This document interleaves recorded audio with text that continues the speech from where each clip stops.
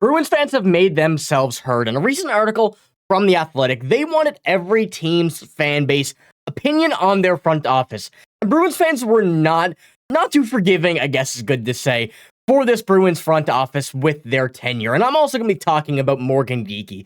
And many people are giving him praise, thinking he could be the perfect answer for that second line winger spot. I'll be talking about all of that here in this video. Before we get into it though, we do have a word from our sponsor of this video, NordVPN. As you know, being a Bruins fan means keeping up with the games no matter where you are. Whether you're traveling for work, stuck at the office, or even outside of the country, you don't want to miss a single puck drop from the Boston Bruins, and that's where NordVPN comes in. Whether you're streaming the latest highlights or catching up on game replays, but you're still trying to protect your personal data while browsing, NordVPN has got your back. NordVPN allows you to securely connect to servers all around the world so you can stream Bruins games live without any restrictions. Plus, with NordVPN's top-notch security features, you can browse the web safely, keeping your personal information protected from all of those prying eyes that are out there. Want to watch a movie or TV show that isn't available in your country? With NordVPN, you can change your location and enjoy content from different countries around the world. With NordVPN's special Threat Protection Pro and Dark Web Monitoring, you get an extra layer of protection from unwanted malware on your device and will be notified if your sensitive personal information ends up on the dark web.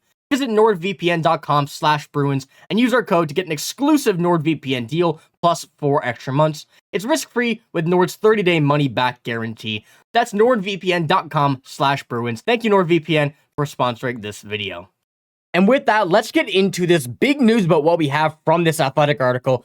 As I mentioned, Bruins fans weren't easy on the Bruins, I guess is a good thing to say here. I'll pull up the scores. They wanted to get the opinions of these fans. For this case, we're going to be talking about the Bruins on a grading from, I believe it's to 5, but they used an A to E and, the whole school grading. And this is what we have right here. So pause, take a look at this if you want. I'm going to keep it up for a while and kind of talk about what we have here and go into why I think there's a few options here that may or may not be true or false. But first of all, we have roster building. And this one is a pretty, I would say, unanimous B. Middle of the road B. The public has it as B+, and the fan base has it as B-. And we know that we're going to be harsh on our own team. You have to be harsh on your own team to be a true fan, and that's only reasonable. But the roster building for this team has been quite good. They have the talent. They have the star power to be able to create an elite offense, which the Bruins currently have. And it just is a mix of who needs to play where, in what position, at what time, and a lot of that, which the Bruins really haven't figured out in the past few years.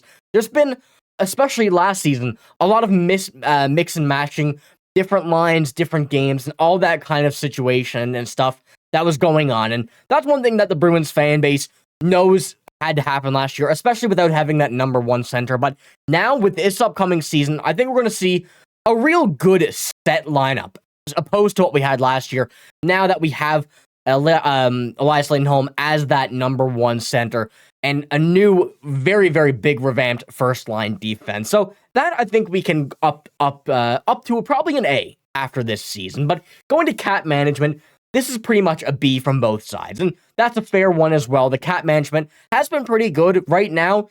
We're going to be a bit tough once Jeremy Swayman's contract is signed, but for that being everything we need, the Bruins are still going to be perfectly fine. They're going to be close to the cap, but without having anybody else that needs to be signed, this is going to be good. Once again, they're in a good spot. They've never really been in too much cap trouble for a long period of time, which is something that many teams around the NHL are definitely struggling with over the past few years.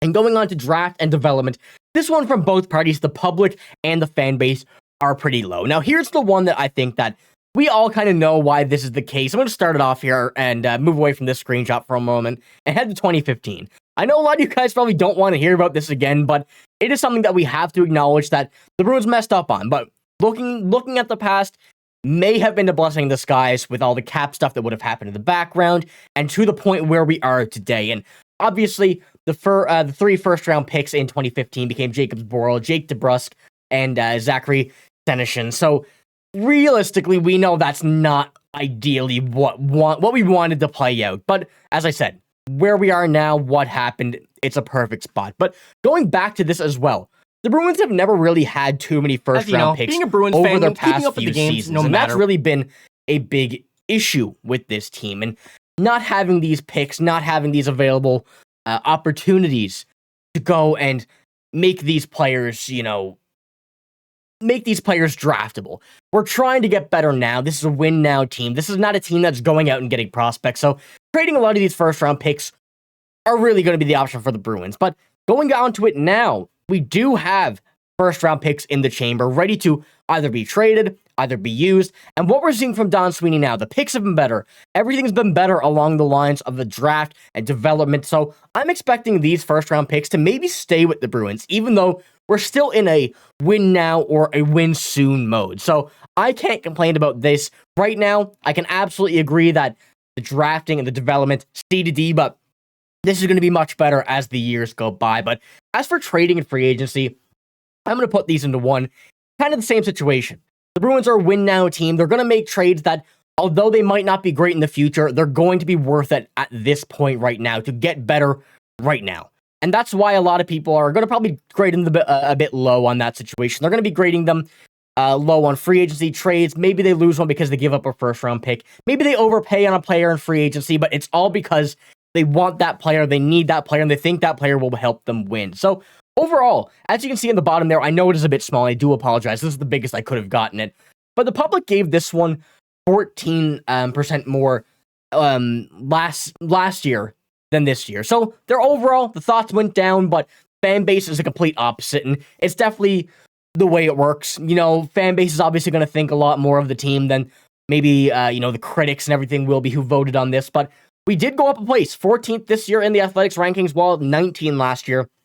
Even with that tough season on paper last year, things worked out, things are good, and a lot of Bruins fans, I gotta say, are happy with this season, and we're continuing to be ready for what we have. But I'm gonna pull up a few thoughts from Bruins fans here, first of all, just kind of going over what they had to say. And it's unfortunate that his front office gets no love, talking about Don Sweeney. They have built a contender year after year that is highly competitive. They lock up their core free agents for market value and players want to play in Boston.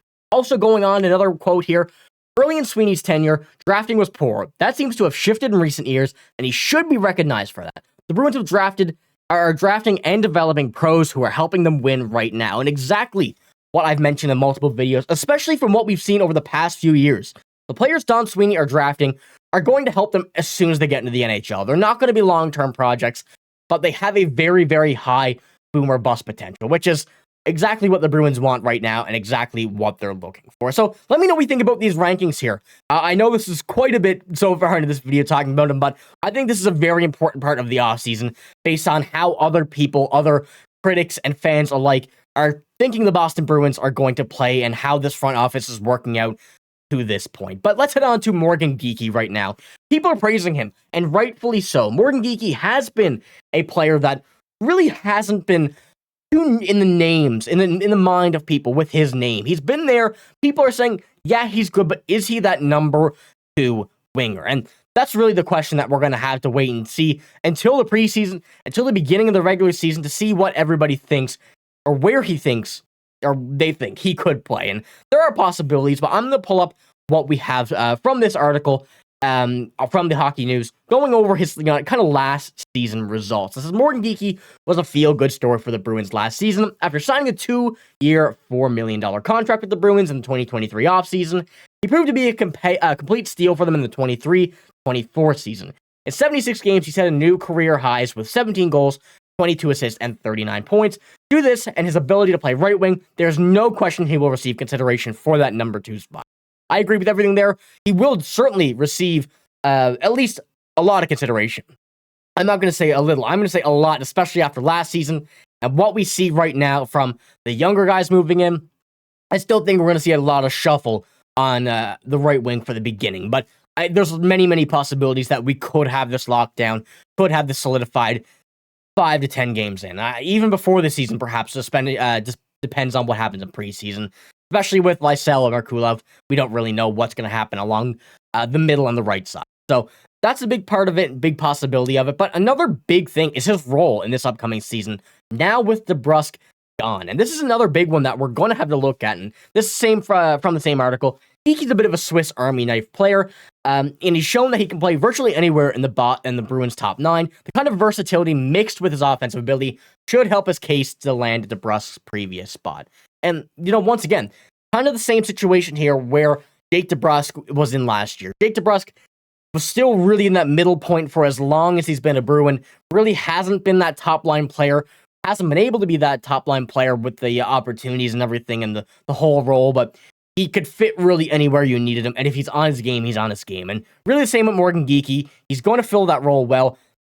And, I'm not going to say it's easy to fill Jake DeBrusk's role, but it's not going to be too hard. And Jake DeBrusk, although he's probably not on the point sheet, but he was still a very big importance to this team. So they're going to need someone, a guy like Morgan Geekie, a guy who can really play anywhere they need him to, the guy who will do anything for a team to go out and make this work. And Morgan Geekie is absolutely the guy to do that. So let me know what you think about all of this news here today. The whole Athletic article, as well as Morgan Geekie here in the comments below. But that's all I got for this video. If you did enjoy, give it a like, hit the sub button.